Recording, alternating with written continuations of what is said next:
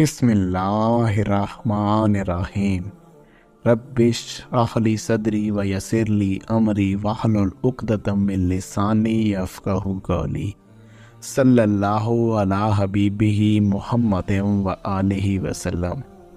السلام علیکم احباب صدق و وفا، امید کرتا ہوں آپ تمام خیریت و عافیت سے ہوں گے اور اللہ سبحانہ تعالیٰ کی قربتوں کو سمیٹ رہے ہوں گے۔ آج ایک بہت ہی خوبصورت اور اہم موضوع کہ آخر انسان کس طریقے سے اس ناسوتی لباس کو اتار کر عالم ملکوت تک پرواز کو طے کر سکتا ہے۔ تو آج کے اس خوبصورت موضوع کو میں علامہ محمد اقبال رحمۃ اللہ علیہ کی شاعری کے ساتھ، آپ کے اشعار کی شرح کے ساتھ آپ احباب کے سامنے پیش کروں گا۔ انشاءاللہ اس کو پورا سنیے گا، ضرور اللہ سبحانہ تعالیٰ آپ کا فہم و ادراک روشن کرے گا اور آپ کو یہ بات سمجھ آ جائے گی کہ انسان کی روح اس عالم ناسوت سے کیسے نکلتی ہے اور کیسے عالم ملکوت تک پرواز کرتی ہے۔ اب ہم اپنے موضوع کی طرف آتے ہیں اور موضوع کا آغاز میں حضور نبی کریم صلی اللہ علیہ وآلہ وسلم کی بارگاہ خاص سے کرنا چاہوں گا۔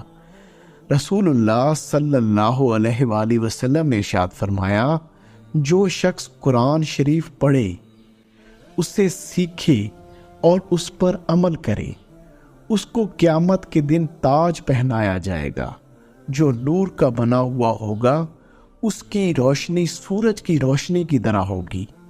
اس کے والدین کو ایسے دو جوڑے پہنائے جائیں گے کہ تمام دنیا اس کا مقابلہ نہیں کر سکتی۔ وہ عرض کریں گے، یہ جوڑے ہمیں کس وجہ سے پہنائے گئے؟ ارشاد ہوگا، تمہارے بچے کے قرآن شریف پڑھنے کے بدلے میں۔ حضور نبی کریم صلی اللہ علیہ وآلہ وسلم کی اس حدیث مبارکہ کی تعلیمات کی روشنی میں اگر ہم دیکھیں تو کون سا ایسا شخص ہوگا جو اللہ سبحانہ تعالیٰ کی بارگاہ میں مقبول ہوگا؟ وہ جو قرآن کی تعلیمات کو پڑھے گا، لیکن کب پڑھے گا؟ جب اسے سیکھے گا، جب اس کو سیکھ لے گا اور پھر اس کو پڑھے گا، یعنی کہ اس کو حقیقی انداز میں پڑھے گا اور پھر اس پر عمل پیرا ہوگا، تو قیامت کے دن اللہ اس کے سر پہ تاج رکھے گا، یعنی کہ اس کو تمام کائنات میں سر بلند کر دے گا۔ کیوں؟ کیونکہ اس نے حقیقی انداز میں اس چیز کو حاصل کیا جس طریقے سے اللہ چاہتا ہے، یعنی کہ اس کو سیکھے، پڑھے اور اس پر عمل پیرا ہو۔ اب یہاں پر ایک اور بہت ہی خوبصورت واقعہ، اس کے بعد ہم انشاءاللہ علامہ محمد اقبال رحمۃ اللہ علیہ کی بارگاہ میں چلیں گے۔ کشف المعجوب میں حضرت داتا گنج بخش رحمۃ اللہ علیہ لکھتے ہیں کہ جب حضرت داؤد طائی رحمۃ اللہ علیہ علم سے فراغت حاصل کر چکے اور پیشوائے زمانہ بن چکے اور لوگوں کو راہ حق کی تعلیم دینے لگے، تو حضرت امام ابو حنیفہ رحمۃ اللہ علیہ کے حضور آئے اور عرض کرنے لگے کہ اب میرے لیے کیا حکم ہے؟ آپ رحمۃ اللہ علیہ نے فرمایا، جو علم حاصل کیا ہے اس پر عمل کرو، اس لیے کہ علم بے عمل ایسے ہی ہیں جیسے جسم بے روح، یعنی کہ ایسا جسم جو بے روح ہو، جس کے اندر روح نہیں۔ اگر آپ کے پاس علم ہے اور آپ اس پر عمل پیرا نہیں، تو آپ ایسے ہی ہیں کہ ایک جسم تو ہو لیکن اس میں روح نہ ہو، تو وہ ایک بے جان مردہ ہی ہوگا، ایک میت ہی ہوگی، اس کی کوئی حقیقت نہیں، وہ انسان نہیں۔ بغیر عمل کے انسان مخلص نہیں ہو سکتا۔ جیسے ہدایت مجاہدہ کو طلب کرتی ہے کہ اگر آپ اللہ سبحانہ تعالیٰ کی بارگاہ سے ہدایت لینا چاہتے ہیں تو اس سے پہلے آپ کو مجاہدہ کرنا ہوگا، اپنے نفس کے خلاف کھڑا ہونا ہوگا۔ ویسے ہی مشاہدہ بلا مجاہدہ نہیں ہو سکتا، کہ اگر آپ نے مشاہدہ بھی کرنا ہے نا، راہ حق کے اندر مشاہدے کے مقام پر پہنچنا چاہتے ہیں، تو بھی آپ کو اپنے نفس کے خلاف کھڑا ہونا ہوگا، آپ کو اپنے نفس کے خلاف ان تمام باتوں کے اوپر عمل پیرا ہونا ہوگا جو آپ کو اللہ سبحانہ تعالیٰ کی بارگاہ میں مقام مشاہدہ تک لے جائے۔ اسی طرح علم بے عمل نہیں آتا، علم عمل کی میراث ہے، اور کسی صورت میں علم کو عمل سے جدا نہیں کیا جا سکتا، جیسے نور آفتاب کو آفتاب سے الگ نہیں کیا جا سکتا۔ علم عمل کی میراث ہے۔ آپ پہلے کوئی علم حاصل کریں گے، صرف زبانی کلامی اور ایک کال کا علم آپ کے پاس ہوگا، پھر آپ اس پر عمل پیرا ہو جائیں گے۔ جب آپ اس پر عمل پیرا ہو جائیں گے تو اس عمل پیرا ہونے کے نتیجے میں اس چیز کا حقیقی علم آپ کو تبھی ملے گا۔ تو اب ہم علامہ محمد اقبال رحمۃ اللہ علیہ کی بارگاہ میں چلتے ہیں اور وہاں سے اس خوبصورت بات کو سمجھنے کی کوشش کرتے ہیں۔ علامہ محمد اقبال رحمۃ اللہ علیہ نے اپنے اشعار میں بہت ہی خوبصورتی کے ساتھ اسی نقطے کو بیان فرمایا ہے۔ پہلے اشعار کو ہم پڑھ لیتے ہیں، پھر اس کے بعد ہم ان کی شرح کریں گے۔ آپ رحمۃ اللہ علیہ فرماتے ہیں: امین راز ہے مردان حر کی درویشی، امین راز ہے مردان حر کی درویشی، کہ جبرائیل سے ہے اس کو نسبت خویشی، کہ جبرائیل سے ہے اس کو نسبت خویشی، کسے خبر کے سفینے ڈبو چکی کتنے، کسے خبر کہ سفینے ڈبو چکی کتنے، فقیہ و صوفی و شاعر کی ناخوش اندیشی، فقیہ و صوفی و شاعر کی ناخوش اندیشی، نگاہ گرم کے شیروں کے جس سے ہوش اڑ جائیں، نگاہ گرم کے شیروں کے جس سے ہوش اڑ جائیں، نہ آہ سرد کی گو سفندیوں میشی، نہ آہ سرد کے گو سفندیوں میشی، طبیب عشق نے دیکھا مجھے تو فرمایا، طبیب عشق نے دیکھا مجھے تو فرمایا، تیرا مرض ہے فقط آرزو کی بے نیشی، تیرا مرض ہے فقط آرزو کی بے نیشی، وہ شے کچھ اور ہے، وہ شے کچھ اور ہے کہتے ہیں جانے پاک جسے، وہ شے کچھ اور ہے کہتے ہیں جانے پاک جسے، یہ رنگ و نام یہ لہو آب و نا کی ہے بیشی، یہ رنگ و نم یہ لہو آب و نا کی ہے بیشی۔ سبحان اللہ، بہت ہی خوبصورت اور بہت ہی گہرائی کے اندر علامہ محمد اقبال رحمۃ اللہ علیہ نے ان اشعار کے ذریعے سے امت کو ایک بہت ہی خوبصورت پیغام دیا ہے۔ امید کرتا ہوں کہ انشاءاللہ اس شرح کے اندر آپ کو ضرور وہ پیغام مل جائے گا۔ پہلے شعر کے اندر آپ فرماتے ہیں: امین راز ہے مردان حر کی درویشی، امین راز ہے مردان حر کی درویشی، کہ جبرائیل سے ہے اس کو نسبت خویشی۔ علامہ محمد اقبال رحمۃ اللہ علیہ ان اشعار کے اندر فرماتے ہیں کہ جب بھی کوئی شخص اپنے قلب کو حقیقی معنوں میں دنیاوی خواہشات اور لذات سے پاک کر دیتا ہے اور حقیقی طور پر اس راہ کا عامل بن جاتا ہے، اس راہ پر عمل کرنے والا بن جاتا ہے، تو اس کو حضور نبی کریم صلی اللہ علیہ وآلہ وسلم کا حقیقی فقر نصیب ہوتا ہے، اور اسی کو کائنات کے تمام اسرار و رموز اللہ کی توفیق سے اس پر آشکار کر دیے جاتے ہیں، اور وہ شخص ان اسرار و رموز کو پا کر مزید اپنی نفی کرتا ہے، اور اس عالم ناسوت میں رہتے ہوئے اپنی نفی کر کر اپنے اندر ملکوتی صفات پیدا کرنا شروع کر دیتا ہے، یعنی کہ فرشتوں جیسی پاکی اپنے قلب و باطن کے اندر لانا شروع کر دیتا ہے۔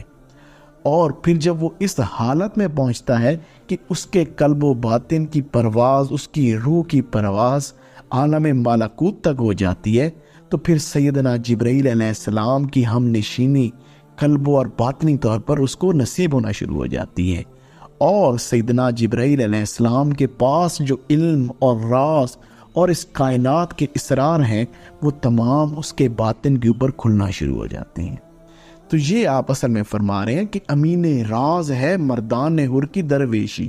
یہ راز ہے، یہی وہ امین راز ہوتا ہے، وہ اپنے اندر تمام اسرار لیے ہوئے ہوتا ہے کہ جبرائیل سے ہے اس کو نسبت خویشی، کہ پھر اس کو سیدنا جبرائیل علیہ السلام کی ہم نشینی ملتی ہے. اب ہم دوسرے اشعار کی طرف چلتے ہیں.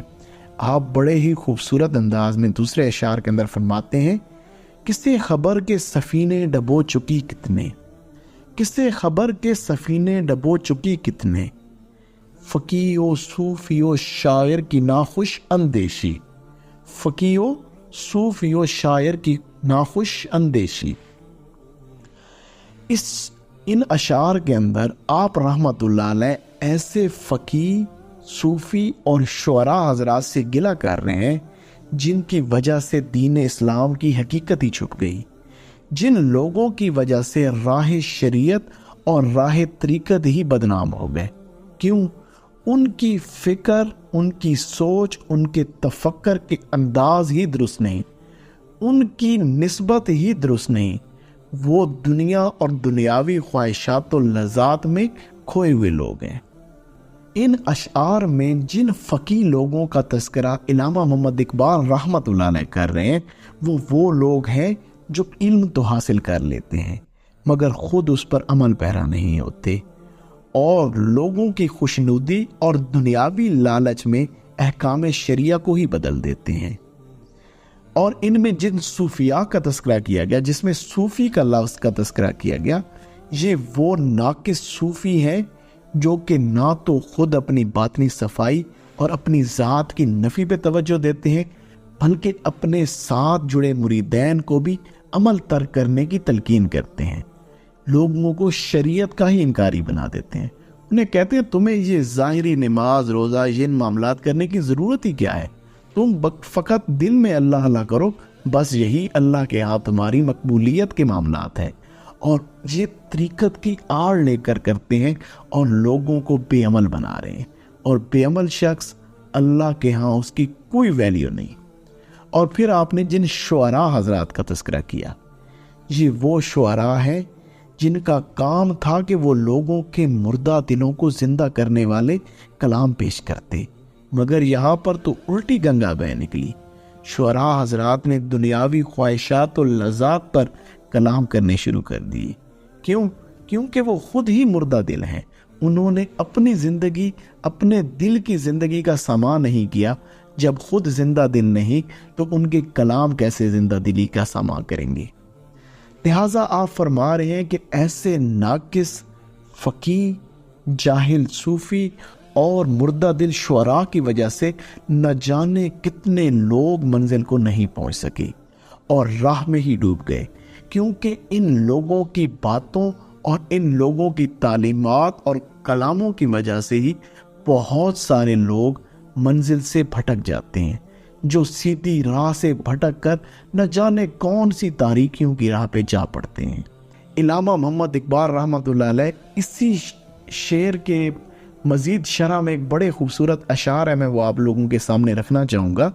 آپ رحمۃ اللہ علیہ فرماتے ہیں کہ صوفی کی طریقت میں فقط مستی احوال، کہ صوفی فقط اپنے احوال میں گم ہے، اللہ اللہ کر رہا ہے، بیٹھا ہے سائڈ پہ. صوفی کی طریقت میں فقط مستی احوال، ملا کی شریعت میں فقط مستی گفتار، ملا کی شریعت میں فقط مستی گفتار، کہ جو صرف باتوں کی حد تک، علم کی حد تک یہ لوگ ہیں، جیسے ہم جیسے لوگ کہ ابھی فقط علم کی حد تک ہیں، اس لیول کو نہیں پہنچے جس تک پہنچنا چاہیے. پھر فرماتے ہیں کہ شاعر کی نوا مردہ و افسردہ و بے ذوق، کہ یہ جو شعراء ہیں ان کی نوا، ان کی آواز، ان کا کلام مردہ و افسردہ و بے ذوق، افکار میں سرمست خوابیدہ نہ بیدار، کہ یہ اپنے ہی خیالوں میں گم ہے، نہ یہ جاگے ہوئے نہ یہ سوئے ہوئے ہیں. آتا نہیں نظر مجھ کو وہ مرد مجاہد، آتا نہیں نظر مجھ کو وہ مرد مجاہد، ہو جس کے رگو بہ میں فقط مستی کردار، کہ کردار کا حامل تو مجھے کوئی شخص یہاں پہ نظر نہیں آتا. اگلے اشعار کے اندر علامہ محمد اقبال رحمۃ اللہ علیہ بہت ہی خوبصورت انداز اپناتے ہیں. نگاہ گرم کے شیروں کے جس سے ہوش اڑ جائیں، نگاہ گرم کے شیروں کے جس سے ہوش اڑ جائیں، نہ آہ سرد کے ہے، نہ آہ سرد کے ہے گو سفندیوں میشی، نہ آہ سرد کے ہے گو سفندیوں میشی۔ آپ رحمت اللہ علیہ فرما رہے ہیں کہ اپنا قلب و باطن روشن کر کے اللہ سبحانہ تعالیٰ کا جلالی فیض اپنے اندر سمو، تاکہ تمہارے ظاہری و باطنی دشمن پر تمہاری ہیبت قائم ہو جائے۔ تمہارا ظاہری دشمن تو شاید تمہارا اتنا نقصان نہ کر سکے، مگر تمہارا باطنی دشمن جو کہ نفس و شیطان ہے وہ تمہیں لے ڈوبیں گی، جیسا کہ آج ہمارا حال ہے۔ ہم مسلمانوں کا جو حال ہے، ہم نفس و شیطان کی وجہ سے نہ جانے کون سی تاریکیوں میں جا ڈوبے ہیں۔ لہٰذا اپنے قلب و باطن کی روشنی کا ساما پیدا کر، اور یاد رکھو یہ جنگ مسلسل ہے، یہ جہاد بن نفس ہے۔ اس میں گزشتہ ناکامیوں پہ افسوس کرنے سے کچھ حاصل نہ ہوگا کہ تو صرف اپنی پرانی ناکامیوں پہ ہی آہوزار کر رہا ہے کہ وہ میں پہلے یہ تھا اب یہ ہو گیا۔ ان چیزوں کو چھوڑ دے، اور نہ ہی اس میں حال کی ناکامی کو پکڑ کر بیٹھے رہو، کیونکہ نفس و شیطان کا تو کام ہے کہ تمہیں مایوسی کے جال میں الجھا کر تم پر تاریکیاں مسلط کر دے۔ لہٰذا اس راہ میں مایوس نہیں ہونا، بس اللہ کی رحمت کو مد نظر رکھ کے اپنا ہر قدم اللہ کی طرف بڑھاتے چلے جاؤ۔ اگلے اشعار میں آپ امت مسلمہ کے لیے ایک بہت ہی خوبصورت پیغام دے رہے ہیں۔ آپ نے کیا احسن اور خوبصورت انداز اپنایا۔ آپ فرماتے ہیں، طبیب عشق نے دیکھا مجھے تو فرمایا، طبیب عشق نے دیکھا مجھے تو فرمایا، تیرا مرض ہے فقط آرزو کی بے نیشی، تیرا مرض ہے فقط آرزو کی بے نیشی۔ آپ فرما رہے ہیں کہ جب کسی راہ فقر کے درویش کو، جو کہ عشق کا بادشاہ ہوتا ہے اور طبیب روح و باطن ہوتا ہے، اس نے جب مجھے دیکھا تو اس کو میرا مرض سمجھ آ گیا، اور اس کو میرے مرض کے سمجھ آنے کے بعد اس نے مجھے کہا کہ دیکھ، تیری طبیعت کے اندر مسلمانوں کی اصلاح کی آرزو ہے، اور یہ تیری دور اندیشی ہے کہ تو ان کی اصلاح کرے گا، اور یہی تیرا مرض ہے جس کی وجہ سے تو پریشان ہے۔ اور آپ یہ فرما رہے ہیں کہ یہی جو بے نیشی، کہ یہ جو تیرے اندر یہ بے چینی نہیں ہے نا، عام مسلمان جو آج کے دور کا مسلمان ہے، یہ جو تیرے اندر یہ بے نیشی، یہ بے چینی نہیں ہے نا، یہی تیری زوال کی وجہ ہے۔ آپ فرما رہے ہیں کہ اگر تو نے دوسروں کی اصلاح کے متعلق سوچنا چھوڑ دیا اور حضور نبی کریم صلی اللہ علیہ وآلہ وسلم کے دین کو دوسروں تک پہنچانے کی تڑپ اور لگن تیرے اندر مر چکی، تو یاد رکھ تو کبھی بھی اپنی حقیقت کو نہیں پا سکے گا۔ دیکھو، تمہارے مرض کی تشخیص ہو چکی ہے، اور تمہارا مرض یہ ہے کہ تم نے دوسروں کی اصلاح کے متعلق سوچنا چھوڑ دیا ہے۔ اگر تم اصلاح معاشرہ کی اپنے ظاہر و باطن میں تڑپ پیدا نہیں کرو گے تو کسی صورت تم اپنی حقیقت تک نہیں پہنچ سکتے۔ یاد رکھو، یہ تڑپ قوم کے ان لوگوں کے سینوں سے حاصل ہوتی ہے جو اپنے اندر اس تڑپ کو بیدار کر چکے ہوتے ہیں۔ لہٰذا ان کی صحبت کو خود پر لازم کرو تاکہ تم بھی اپنی حقیقت کو پا سکو۔ آخری اشعار کے اندر علامہ محمد اقبال رحمت اللہ علیہ نے دریا کو کوزے میں بند کر دیا۔